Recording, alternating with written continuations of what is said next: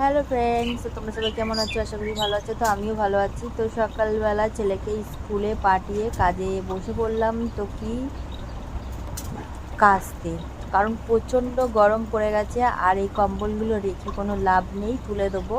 তো এখন তো কাচতে তো হবে।